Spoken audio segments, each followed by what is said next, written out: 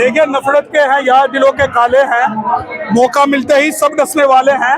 है किसमें कितना जहर हमको सब मालूम, सबसे ज्यादा सांप हम इन्हें पाले हैं। तो हमें पता था ये वो सांप है, ये वो नाग है जो हमारा जल जंगल जमीन खा गए, हमारा रिजर्वेशन खा गए, हमारा स्पेशल कंपोनेंट प्लान खा गए। तो ये बाबा साहब की मूर्ति और रिजर्वेशन नहीं खा सकते। इन्होंने प्रत्यक्ष और अप्रत्यक्ष रूप से सुप्रीम कोर्ट के माध्यम से हमारा ये रिजर्वेशन खा चुके हैं। सर, यूपी की बात करें तो यूपी में जो बहन जी ने जिले बनाए थे बाबा साहब के नाम पर, महापुरुषों के नाम पर, वो अखिलेश यादव ने बदल दिए थे। तो क्या समाज इतना भोला है कि इतनी जल्दी भूल गया और अखिलेश को वोट कर दिया? देखिए, गाना है कि सच है दुनिया वालों की हम है अनाड़ी, सीखी सारी चीजें ना सीखी होशियारी। तो ये बहुजन समाज जो है भोला है, और भोला ऐसे है कि इसे बाबा साहब की तस्वीर दिखा दो, जैसे कि माननीय DY चंद्रचूड़ पेशवा साहब। जानते हैं पेशवा कौन थे? जानते हैं पेशवा कौन थे? पेशवाई वो थी जब अनुसूचित जाति के आगे हंडिया और पीछे झाड़ू लगाई गई। हमारे सुप्रीम कोर्ट में, हाई कोर्ट में कोलिजन सिस्टम कैसे खत्म? नहीं, मैं वही आपको मैं बता रहा हूँ कि हमारे पेशवाई साहब ने, चंद्रचूड़ साहब ने बाबा साहब की मूर्ति लगाई। हमारा शेड्यूल कास्ट समाज जो है छाती फाड़ के मर गया कि नहीं, इस दुनिया में अगर किसी ने अवतार लिया तो DY चंद्रचूड़ ने लिया है। परंतु यकीन मानिए कि अरविंद केजरीवाल अगर जय भीम बोलेगा तो आपका स्पेशल कंपोनेंट प्लान खाएगा, आपके बच्चों की शिक्षा खाएगा। नरेंद्र मोदी अगर जय भीम बोलेंगे तो आपका आरक्षण खाएंगे, आप पे अत्याचार करेंगे। और DY चंद्रचूड़ जब अमेरिका जाके जय भीम बोलेंगे तो कहीं ना कहीं वो आपका आरक्षण खाएंगे। जब DY चंद्रचूड़ ने आरक्षण खाया, आरक्षण और संविधान किसी के बाप की बपोती नहीं, चाहे वो DY चंद्रचूड़ हो, चाहे वो BR गवई हो। ये देश जो है ना चलता है गीता से, ना चलता कुरान से, ये देश चलता संविधान से। और जब एक जज पंकज मित्तल सुप्रीम कोर्ट में बैठ के कहते हैं कि हम गीता का और रामचरितमानस का न्याय देंगे, तो मैं चैलेंज करता हूं कि मैं खुल के करूंगा तेरे जुल्म की मुकाबलत। तू वक्त का तख्ता नशी है, कोई खुदा नहीं। ना तो ये गीता से चलेगा, ना रामचरितमानस से चलेगा। अगर देश चलेगा तो भारत के संविधान। तो सर, लगातार जैसे बहुजन समाज के नेता समाज को बांटने का काम कर रहे हैं और उसका फायदा विरोधी उठा रहे हैं, तो इसमें गलत क्या है? देखिए, ये बात सही है कि हमारा समाज जो है आज किसी भी मुद्दे पे एकमत नहीं है।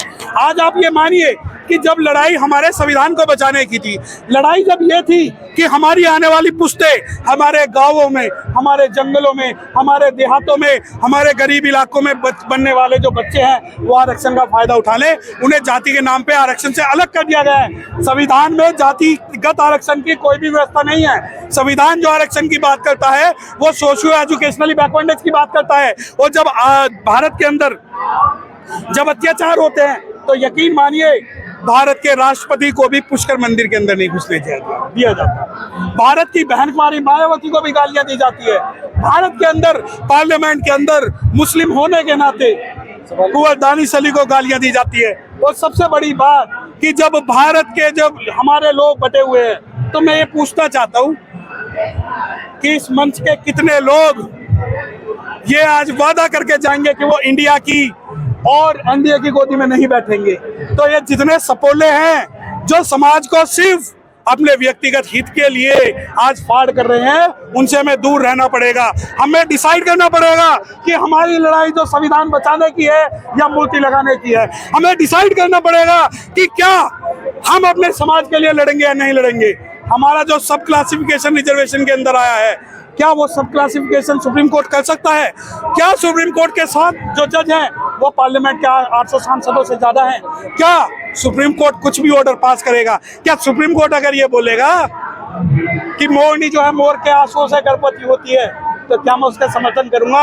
अगर कोई सुप्रीम कोर्ट का जज रामचरितमानस और गीता की बात करता है तो हम खुल के उसकी सर, आपने मंच की बात करी और मंच की बात करें तो वहाँ पर 60% लोग एनडीए और इंडिया के थे। देखिए, चाहे 90 हो, अगर खिलाफ है तो होने दो। जान थोड़ी है, सब धुआं है, आसमान थोड़ी है और लगेगी आग तो आएंगे कई घरजत में।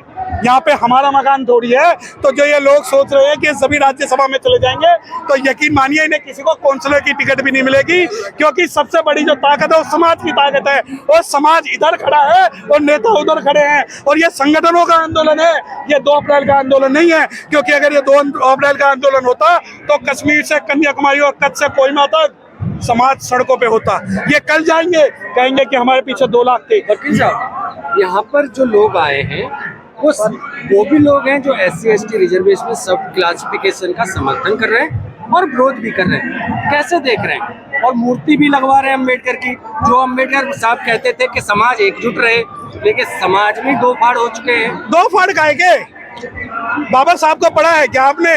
बाबा साहब ने सब क्लासिफिकेशन किया था क्या? क्या कॉन्स्टिट्यूट असेंबली में सब क्लासिफिकेशन का मुद्दा नहीं उठा था क्या?